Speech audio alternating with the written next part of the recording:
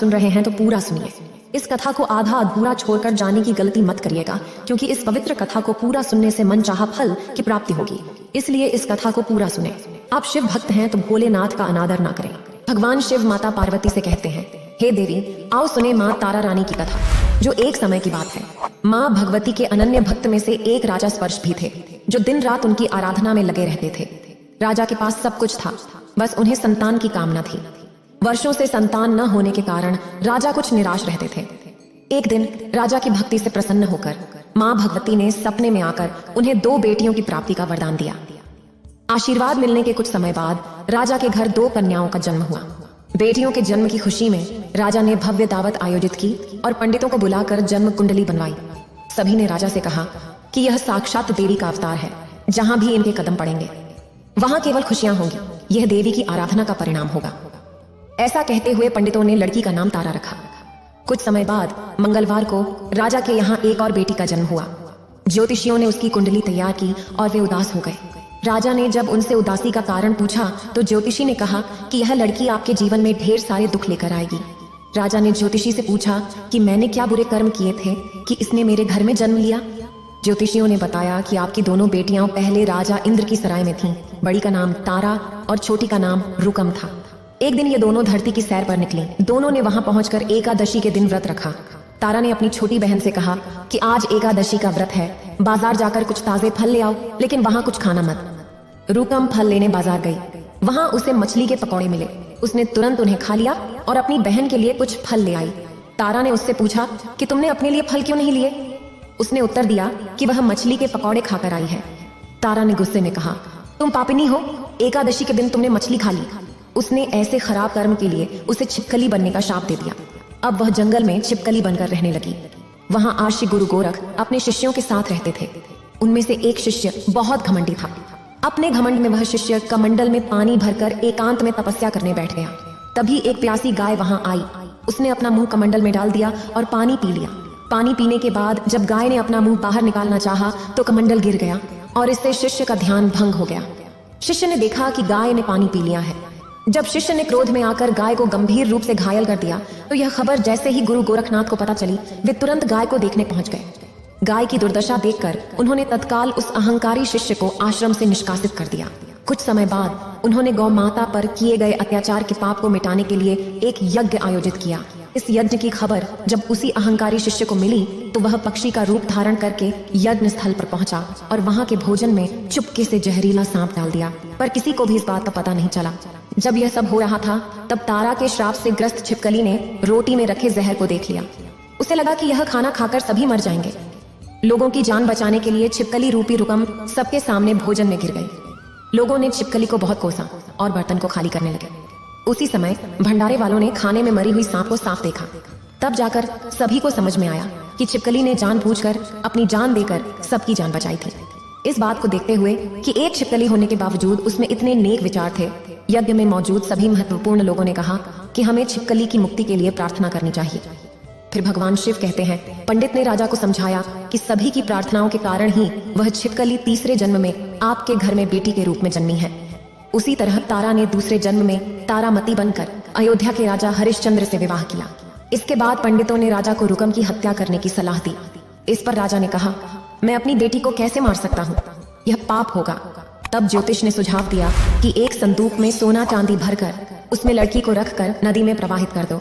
संदूक के अंदर का सोना चांदी देखकर लोग उसे नदी से जरूर निकालेंगे और लड़की की जान बच जाएगी। राजा ने ज्योतिषियों की बात मानी और वैसा ही किया।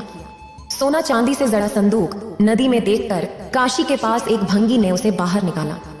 उनके कोई संतान नहीं थी, इसलिए उन्होंने संदूक में मिली लड़की को अपनाने का निर्णय लिया। भंगी और उसकी पत्नी ने उस लड़की को बहुत प्यार से पाला और उसका नाम रुकम रखा। जब वह बड़ी हुई तो उन्होंने उसकी शादी रोको से कर दी। रुकम की सास तारामती और राजा हरिश्चंद्र के महल में सफाई का काम करते थे। कुछ समय बाद तारामती बीमार पड़ गई और रुकम ने उनकी जगह पर काम करना शुरू कर दिया। तारामती ने रुकम को देखा और पिछले जन्म के पुण्य के कारण उसे पहचान लिया। उन्होंने रुकम से कहा कि तुम मेरे साथ बैठो। रुकम ने उत्तर दिया कि मैं अभागिन हूँ और इसलिए आपके साथ नहीं बैठ सकती। तब तारामती ने उसे बताया कि पिछले जन्म में वह उनकी बहन थी और एकादशी के व्रत के दिन मछली खा ली थी, इसलिए उन्होंने उसे दंड देते हुए छिपकली बना दिया था। अब जब तुम्हें मनुष्य जन्म प्राप्त हुआ है तो इस जीवन में माँ वैष्णो की आराधना करो और पुण्य अर्जित करो। माँ की उपासना से तुम्हारी सभी इच्छाएं पूरी होंगी। तारामती की कहानी सुनकर रुकम माँ वैष्णो से एक पुत्र की प्रार्थना करती है और वचन देती है कि यदि उसकी मनोकामना पूरी होती है तो वह अपने घर में माँ वैष्णो देवी की पूजा और जागरण आयोजित करेगी। माँ वैष्णो देवी उसकी प्रार्थना सुनती हैं और उसे एक पुत्र प्रदान करती है। पुत्र के जन्म के बाद रुकम उसकी देखभाल और लाड प्यार में इतनी लीन हो जाती है कि माँ वैष्णो देवी की पूजा करना भूल जाती है। इस प्रकार 5 वर्ष बीत जाते हैं और एक दिन उस बच्चे को चेचक हो जाती है, जिसे माता भी कहते हैं। बच्चे की हालत देखकर परेशान रुकम अपने पिछले जन्म की बहन तारामती के घर गई और उन्हें इस समस्या के बारे में बताया। जब तारामती ने पूछा कि क्या उसने माँ वैष्णो देवी की पूजा में कोई गलती तो नहीं की, तब रुकम को याद आया कि उसने माँ वैष्णो देवी के जागरण का व्रत लिया था।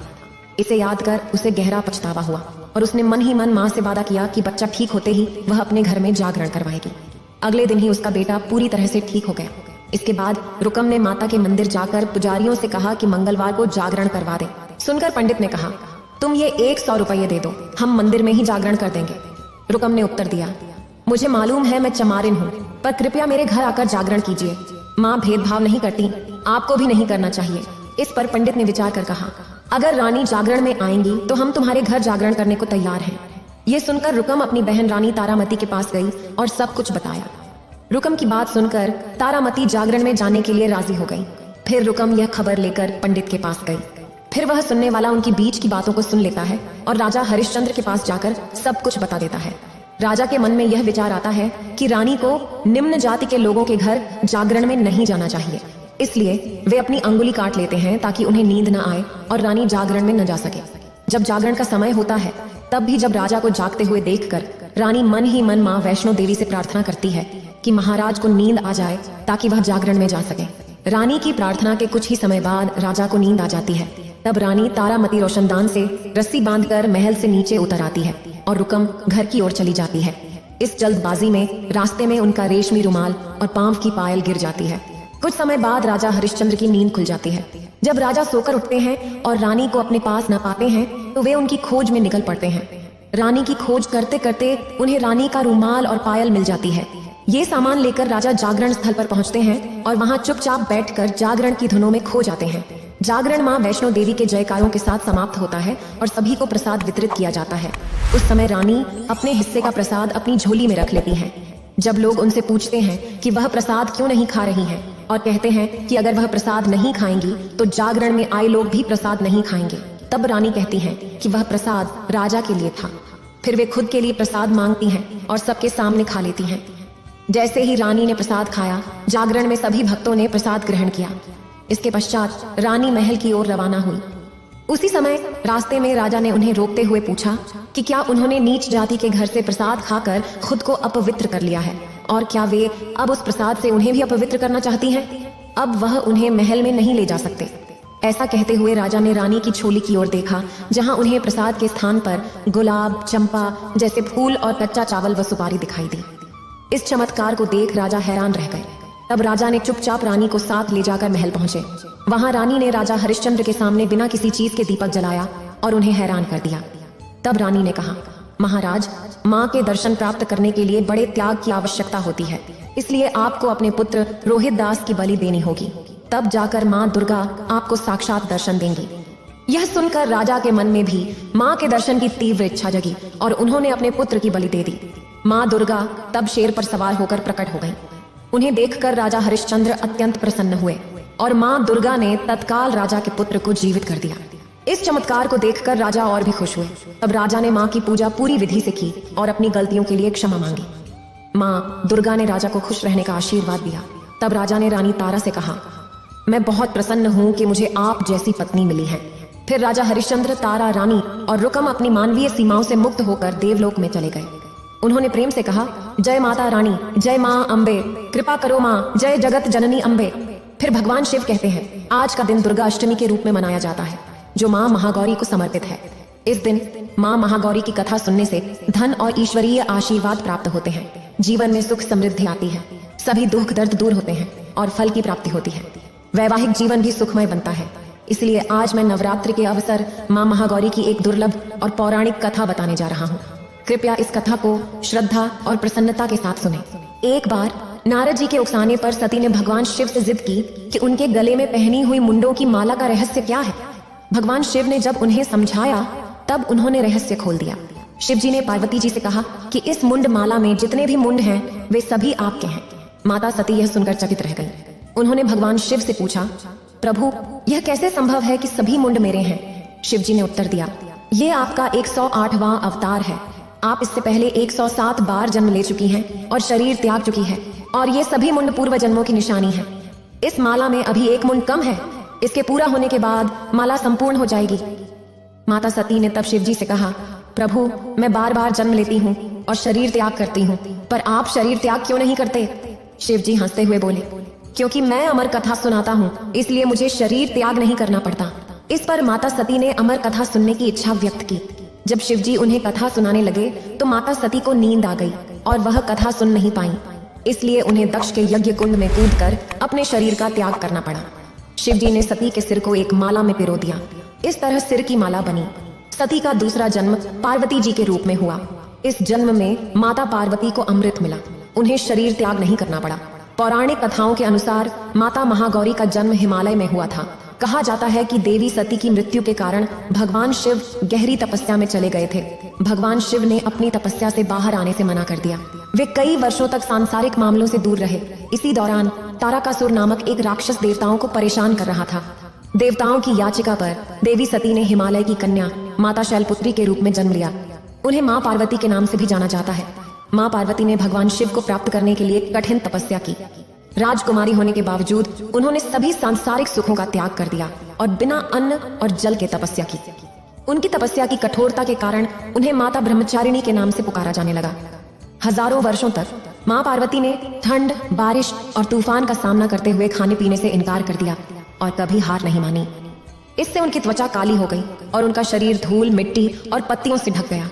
इस कठोर तपस्या के चलते माँ पार्वती ने अपनी सभी चमक खो दी और बहुत कमजोर हो गई। लंबे समय के बाद भगवान शिव ने उनकी तपस्या से प्रसन्न हो गए। उन्होंने माँ पार्वती की भक्ति की परीक्षा ली और पाया कि वे वास्तव में सती का अवतार है।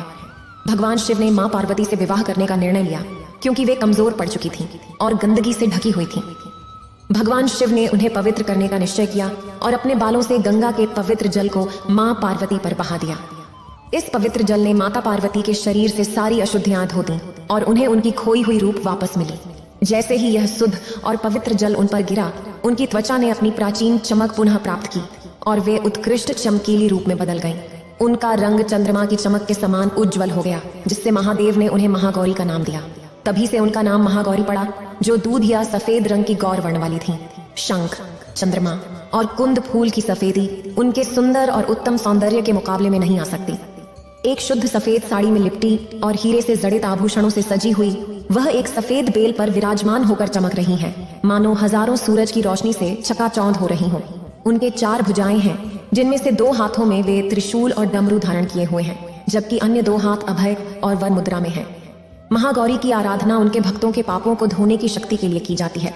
उनकी पूजा और कथाओं को सुनने से सभी प्रकार के कष्ट दूर होते हैं और फल की प्राप्ति होती है। इससे वैवाहिक जीवन सुखमय बनता है और धन की प्राप्ति होती है।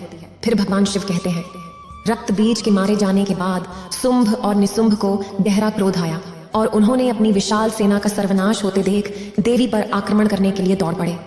बहुत से विशाल असुरों ने देवी को मारने की नीयत से उसकी ओर दौड़ लगा दी और सेना सहित चंडिका को मारने के लिए आगे बढ़े। तब शुंभ और निशुंभ से देवी का भीषण युद्ध शुरू हो गया और वे दोनों असुर ऐसे वार करने लगे जैसे बादल से बरसात हो रही हो। उन दोनों के फेंके हुए बाणों को देवी ने अपने बाणों से काट डाला और अपने अस्त्रों की बरसात से उन दोनों दैत्यों को घायल कर दिया। निशुंभ ने तेज तलवार और चमकती ढाल लेकर आक्रमण किया, जिसे देवी ने अपने छुरब नामक ढाल से काट दिया।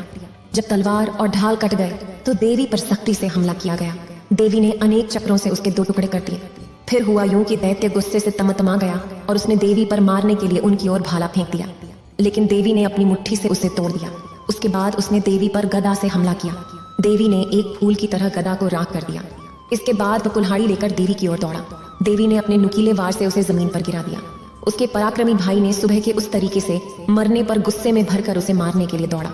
वह अपने रथ में बैठा हुआ उत्कृष्ट आयु के साथ अपनी 8 विशाल भुजाओं से पूरे आकाश को ढके हुए था।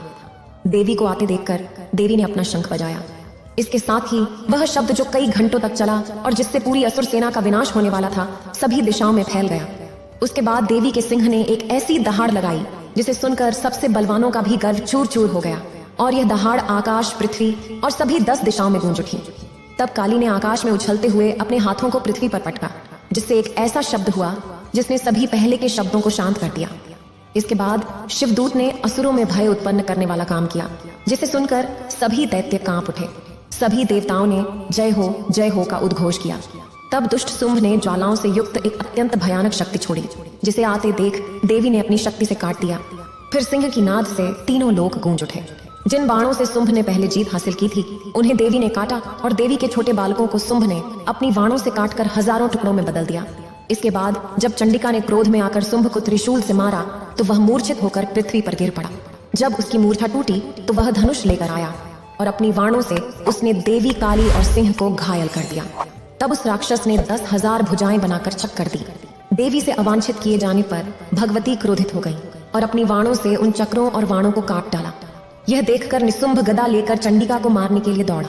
उसके आते ही देवी ने खड्ग से उसकी गदा को काट दिया। इसके बाद सिंह ने दहाड़ते हुए असुर को भगाया और काली शिवदूती ने राक्षसों का रक्त पीना शुरू कर दिया। कई राक्षस महेश्वरी के त्रिशूल से भेद कर पृथ्वी पर गिरे। अनेकों ने बाराही के प्रहार से टूटकर धरती पर गिरे। वैष्णवी ने अपने चक्र से कई महावीरों को पराजित कर यमलोक भेज दिया और ऐन्द्री ने अनेक विशाल राक्षसों को टुकड़े टुकड़े कर दिया। कई दानव मारे गए, कई भाग गए। अनेक राक्षसों को काली ने भी परास्त किया। 9वां अध्याय समाप्त होता है। चलिए सुनते हैं दुर्गा सप्तशती के 10वें अध्याय की कथा। महर्षि मेधा ने कहा है कि राजन ने अपने प्रिय भाई को मारा हुआ और सेना को नष्ट होते देखकर क्रोध में भर दैत्यराज शुंभ ने कहा, दुष्ट दुर्गे, तू अहंकार में मत चूर हो, क्योंकि तू दूसरों के बल पर लड़ रही है। देवी ने उत्तर दिया, दुष्ट, देख मैं अकेली ही हूँ। इस दुनिया में मुझसे अलग और कौन है? ये सभी मेरी शक्तियां हैं। देखो, सब मेरे में समाहित हो रही हैं। इसके बाद सभी देवी देवता मेरे शरीर में विलीन हो गए। फिर देवी अकेली बची। देवी ने कहा, मैंने अपनी दिव्य शक्ति से अनेक रूप धारण किए थे और अब मैंने उन्हें समेट लिया है और अकेली यहाँ खड़े हूँ। तब आशीमेधा ने कहा कि आप भी यहीं रुकें। इसके बाद देवताओं और असुरों की उपस्थिति में और शुंभ के साथ एक भीषण युद्ध शुरू हो गया। अंबिका देवी ने सैकड़ों शस्त्र छोड़े। दैत्यराज ने भी कई घातक अस्त्र चलाए। देवी ने अपनी शक्तिशाली हुंकार से दैत्य के अस्त्रों को काट दिया। जब दैत्य ने बार बार अस्त्र चलाकर देवी को घेर लिया, तो क्रोध में आकर देवी ने अपनी तलवार से उसका धनुष तोड़ दिया। जब दैत्य ने धनुष काट दिया तो उसने शक्ति का प्रयोग किया, परंतु देवी ने उसे भी काट दिया। तब दैत्य ने एक चमकती ढाल लेकर देवी की ओर दौड़ा, लेकिन देवी ने उसकी चमकती ढाल को भी काट दिया जब वह निकट आया। उसके बाद दैत्य का घोड़ा मर गया और उसका रथ टूट गया, सारथी भी मारा गया। फिर दैत्य ने देवी पर मुदगर से हमला करने के लिए बढ़ा, लेकिन देवी ने उसके मुदगर को भी काट दिया। क्रोध में दैत्य ने देवी की छाती में जोर से मुक्का मारा, तो देवी ने भी उसकी छाती में एक जोरदार थप्पड़ मारा। थप्पड़ खाकर दैत्य पहले तो जमीन पर गिरा, लेकिन फिर खड़ा हो गया। इसके बाद उसने देवी को पकड़कर आसमान की ओर उछाला और वहां दोनों के बीच युद्ध शुरू हो गया। ये युद्ध इतना विस्मयकारी था कि यहाँ तक कि देवता भी आश्चर्यचकित हो गए। देवी ने आकाश में दैत्य से लंबे समय तक युद्ध किया। अंततः देवी ने दैत्य को आकाश से घुमाकर पृथ्वी पर पटक दिया। जब वह दुष्ट दैत्य पुनः उठा और देवी को मारने के लिए दौड़ा, तब देवी ने उसे देखते हुए उसकी छाती को विदीर्ण कर दिया और पृथ्वी पर फेंक दिया। देवी के त्रिशूल से घायल होकर उस दैत्य के प्राण निकल गए। उसकी मृत्यु पर समुद्र, द्वीप और पृथ्वी तक कांप उठे। उस दुष्ट आत्मा के मरने के परिणाम स्वरूप सारा जगत खुश और स्वस्थ हो गया और आकाश भी साफ हो गया। पहले जहां उत्पातकारी बादल और उल्कापात होते थे, वे सब शांत हो गए। उसके मरने के बाद नदियां अपने सही मार्ग पर बहने लगीं और सभी देवताओं का हृदय खुशी से भर गया। गंधर्वड़ी में एक सुंदर गाना बजाया गया। इसके बाद सभी लोग नृत्य करने लगे। पवित्र हवा बहने लगी। सूर्य की रोशनी चमकदार हो उठी और यज्ञ की शांत रही। आग अचानक जल उठी और चारों ओर शांति फैल गई। 10वें अध्याय का समापन होते ही आइए हम सुने दुर्गा सप्तशती का 11वां अध्याय। जब दैत्यों का नाश हुआ, तब इंद्र सहित सभी देवताओं ने अग्नि को सामने रखकर कात्यायनी देवी की स्तुति शुरू की। उनके मुख खुशी से खिले हुए थे।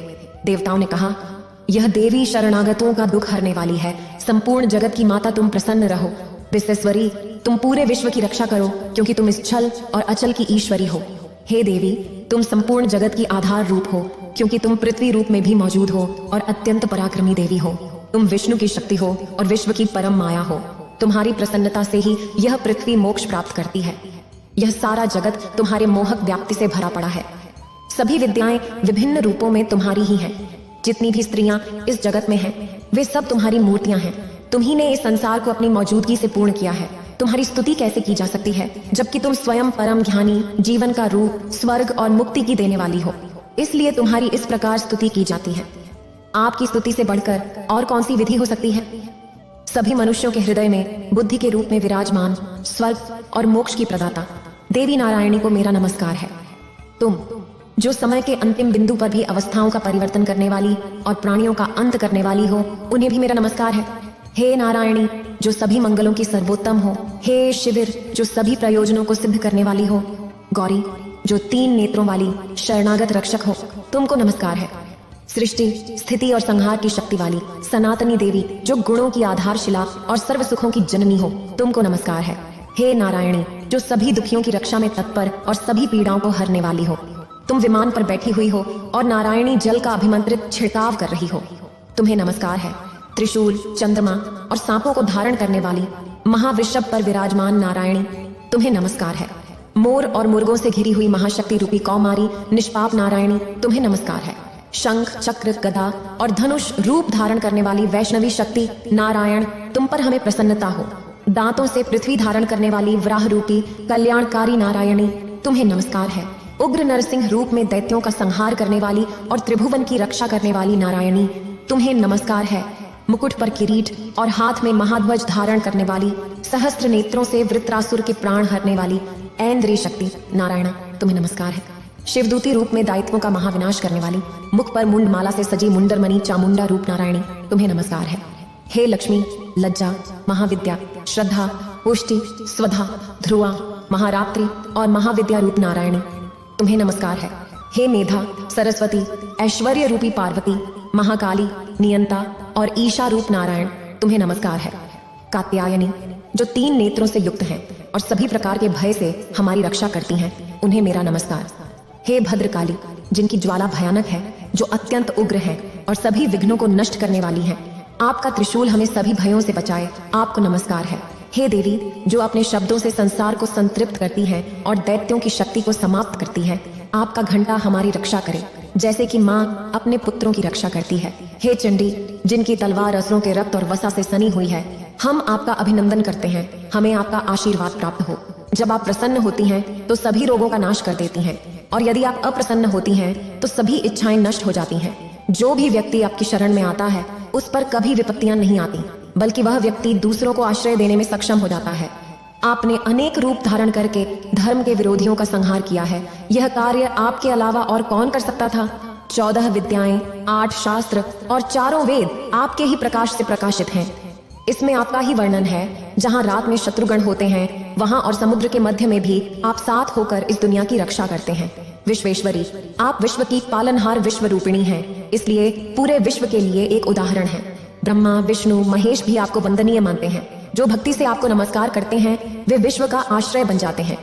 हे देवी, आप प्रसन्न हो और राक्षसों को मारकर जिस प्रकार हमारी रक्षा की है, वैसे ही हमारे दुश्मनों से सदा हमारी रक्षा करती रहे। संपूर्ण जगत के पापों को नष्ट कर दें और पापों तथा अनेक फल देने वाली महामारियों और बड़ी बड़ी आपदाओं को शीघ्र ही दूर कर दें। विश्व की पीड़ा को दूर करने वाली देवी, आप त्रिलोक के निवासियों को पूजा के लिए प्रसन्न हो और वरदान दें। देवी, आपने कहा है कि देवताओं में आप वर देने के लिए तैयार हैं। देवताओं ने कहा, जैसी तुम्हारी इच्छा हो वैसा वर मांगो, मैं तुम्हें वह दूंगा। विशेश्वरी, त्रिलोक के निवासियों की सभी पीड़ाएं तुम इसी प्रकार हरती रहो और हमारे शत्रुओं को इसी प्रकार नष्ट करती रहो। रविवार के मनमंत्र में 28वें युग में 2 महासुर शुंभ और निशुंभ उत्पन्न होंगे। उस समय मैं नंदगोप के घर में यशोदा के गर्भ से जन्म लेकर विंध्याचल पर्वत पर शुंभ और निशुंभ का वध करूंगी। इसके पश्चात पृथ्वी पर अत्यंत भयानक रूप से अवतरित होकर प्रचित नामक दैत्यों का नाश करूंगी। जब मैं इन महासुरों का संहार कर रही होंगी, तब मेरे दांत अनार के फूल की तरह लाल होंगे। इसके बाद स्वर्ग में देवता और पृथ्वी पर मनुष्य मुझे रक्त दंतिका के नाम से स्तुति करेंगे। फिर जब 100 वर्षों तक वर्षा नहीं होगी, तो मैं आर्षियों की स्तुति के उत्तर में आयुनीस के नाम से प्रकट होंगी और अपने स्वयं के नेत्रों से आर्षियों को देखूंगी, जिससे मनुष्य मुझे सताक्षी के नाम से स्तुति करेंगे। मैं अपने शरीर से उत्पन्न जीवन की रक्षा करूंगी और सभी प्राणियों का पोषण करूंगी, जिससे मैं इस पृथ्वी पर साग संभरी के नाम से प्रसिद्ध हो जाऊंगी।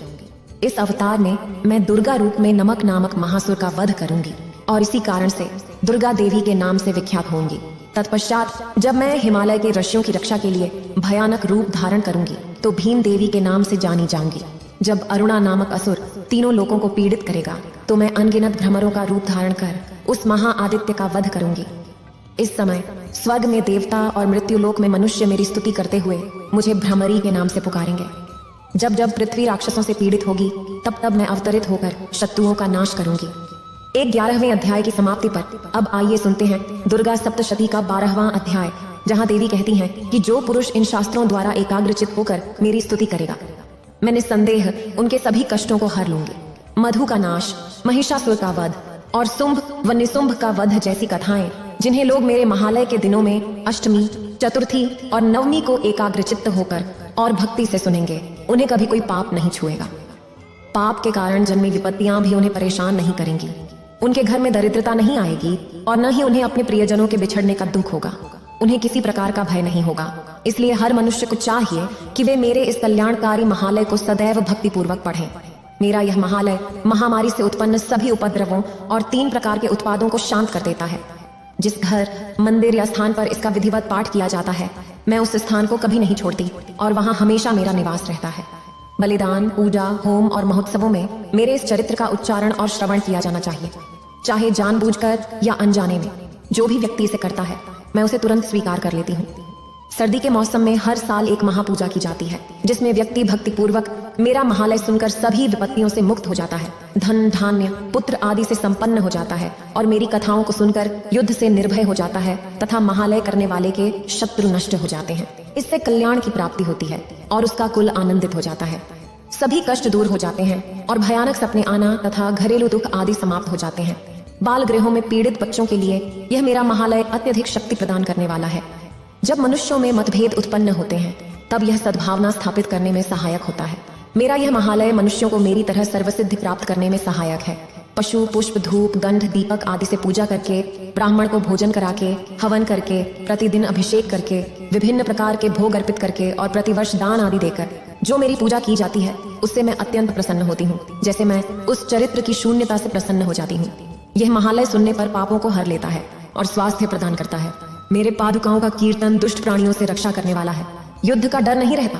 तुमने जो या ब्रह्मा जी ने जो मेरी स्तुति की है वह मनुष्यों की कल्याणकारी बुद्धि को प्रदान करती है।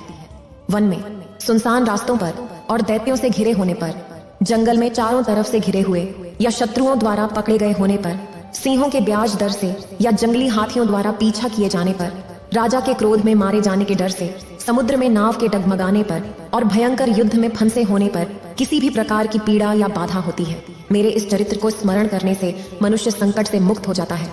मेरे प्रभाव से सींग वाले चोर या शत्रु दूर भाग जाते हैं और पास नहीं आते। महर्षि ने कहा, भगवती चंडिका बड़ी पराक्रमी है और उनके कहने पर सभी देवता शत्रुओं के मारे जाने के बाद यज्ञ भाग का उपभोग करने लगे और उन्हें अपने अधिकार वापस मिल गए। निशुंभ देवी के हाथों देवताओं के शत्रुओं के मारे जाने पर बचे हुए पाताल को चले गए। हे राजन, भगवती अंबिका बार बार प्रकट होकर इस जगत का पालन करती हैं, उसे मोहित करती हैं, जन्म देती हैं और प्रार्थना करने पर समृद्धि प्रदान करती हैं। भगवती ही महाप्रलय के समय महामारी का रूप धारण करती है और सभी संपूर्ण ब्रह्मांड में व्याप्त होती है। और वही भगवती समय समय पर महाकाली और महामारी के रूप धारण करती है और भले ही वह अजन्मी हो फिर भी सृष्टि के रूप में प्रकट होती हैं। वह सनातन देवी हैं जो प्राणियों का पालन करती हैं और मनुष्य के विनाश के समय लक्ष्मी के रूप में प्रकट होती हैं और अभाव और दृढ़ता के रूप में विनाश का कारण बनती हैं। पुष्प, धूप और गंध से पूजा करने और उनकी स्तुति करने से वे धन और पुत्र प्रदान करती हैं और धर्म में शुद्ध बुद्धि देती हैं। अब चलिए सुनते हैं दुर्गा सप्तशती का 13वां अध्याय। महर्षि मेधा ने कहा, हे राजन, इस प्रकार मैंने तुम्हें देवी के उत्तम महालय का वर्णन सुनाया। इस जगत को प्रेरित करने वाली देवी का ऐसा ही प्रभाव है, वही देवी ज्ञान देने वाली है और भगवान विष्णु की माया के प्रभाव से आप, यह वैश्य और सामान्य जनता भी मोहित होते हैं और आगे भी मोहित होते रहेंगे। हे राजन, तुम इस दिव्य शक्ति की शरण में जाओ। यह देवी आराधना से मनुष्य को भोग, स्वर्ग और मोक्ष प्रदान करती है। मार्कंडेय जी ने बताया कि महर्षि मेधा की वाणी सुनकर राजा सूरत ने उस व्रतधारी महर्षि को प्रणाम किया और जब उनका राज्य चला गया तब उनके मन में गहरी निराशा आई और वह राजा और स्वयं तपस्या के लिए जंगल में चले गए और नदी के किनारे आसन लगाकर देवी की तपस्या में लीन हो गए। उन्होंने नदी के किनारे देवी की मूर्ति स्थापित की और पुष्प, धूप, गंध, दीप तथा हवन के द्वारा पूजा आरंभ की। पहले उन्होंने अपने आहार को सीमित कर दिया, फिर वे निराहार रहकर और पूरी एकाग्रता से भगवती की आराधना में लीन हो गए। 3 वर्ष तक उन्होंने अपने खून की बलि देकर देवी की निरंतर उपासना की। 3 साल बाद सृष्टि की पालनहार चंडिका ने प्रकट होकर उनसे कहा, हे राजन और हे अपने कुल के प्रसन्नता के अधिकारी, जो वर तुम चाहते हो वह मांग लो, मैं उसे तुम्हें प्रदान करूंगी, क्योंकि मैं तुमसे बहुत प्रसन्न हूँ। मार्कंडेय जी के अनुसार राजा ने अपने अगले जन्म में अविनाशी राज्य और इस जन्म में अपने शत्रुओं को पराजित करने के बाद फिर से अपनी सत्ता प्राप्त करने के लिए वरदान मांगा, वह भी ऐसे समय में जब उनका मन सांसारिक मोह से मुक्त हो चुका था। भगवती ने अपनी और अहंकार की आसक्ति को नष्ट करने वाले ज्ञान को प्रदान करने के लिए कहा। देवी बोली, हे राजन, तुम जल्द ही अपने शत्रुओं को पराजित करके अपने राज्य को पुनः प्राप्त कर लोगे। तुम्हारा राज्य दृढ़ और स्थायी होगा। फिर मृत्यु के बाद तुम सूर्यदेव के अंश से जन्म लोगे और सावनिक मन्नु के नाम से इस पृथ्वी पर प्रसिद्ध होगे। इतना कहकर भगवान शिव इस कथा को समाप्त करते हैं।